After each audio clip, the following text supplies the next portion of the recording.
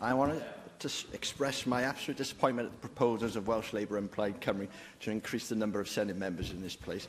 And I want to do so for three main reasons.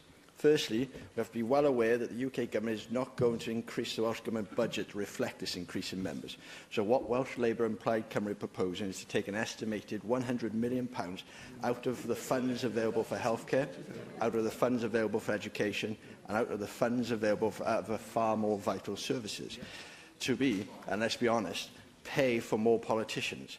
It is incredible that this government's response to the worst education standards in the UK, the lowest pay for people in every sector compared to the rest of the UK, and that even before COVID, almost a quarter of the population of Wales are in poverty, is to take 100 million off these people so that this place can presumably talk more about how they can try to help them.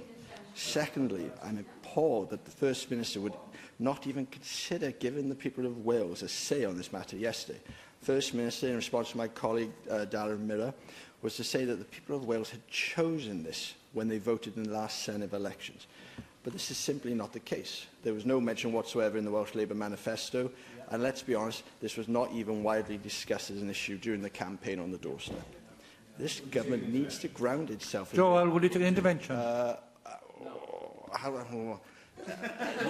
sorry.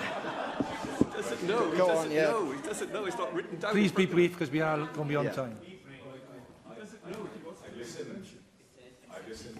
I always do to the Conservative members, but can I ask, if it is your view that it's not legitimate to introduce a change to the electoral system without a referendum, why did your Conservative government at Westminster not introduce that clause into the Wales Act 2017? What you did was you said that it was subject to 2/3 of the members of this Senedd voting in favour. Why didn't you do it then, if it is not such an important principle now? Well, thank you for that question. I feel that's a question that to be asked of the UK Government in Westminster rather than myself, I'm afraid. This government needs to ground itself in reality, and even though a 50-year-old report, as mentioned yesterday, may have recommended 2 to 3 members per parliamentary constituency, that doesn't mean it is right. It doesn't mean it was right then, and it certainly doesn't mean it was right now. My fellow member, Alan Davis, remarked yesterday and today in this chamber that Conservatives were not interested in Welsh democracy. But may I remind the member that under Conservative governments, the Minister for Welsh Affairs was created, the Minister of State for Wales was created, the Welsh Grand Committee of the House of Commons was created, the Select Committee on Welsh Affairs was created, and the historic 1993 Welsh Language Act was created. Indeed. No, sorry. No, you don't have to take the intervention if you do not wish to. Yes, sir. Indeed, nearly every major form of devolution of power, with the notable exceptions of the 79 and 97 referendums, and every form of devolution of central services to Wales has come from Conservative governments in Westminster.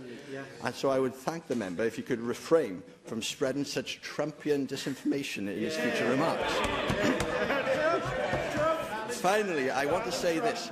The increase of members in this place is entirely pivoted on the fact that this government believes that it is not scrutinised enough, as has been discussed in this debate.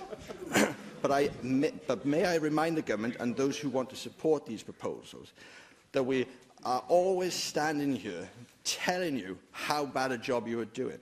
Your commissioners are writing report after report telling you you are failing. And so why do you think another 36 members queuing up just to tell you what everyone else here is already telling you is going to change that? Thank you, Deep Clerk.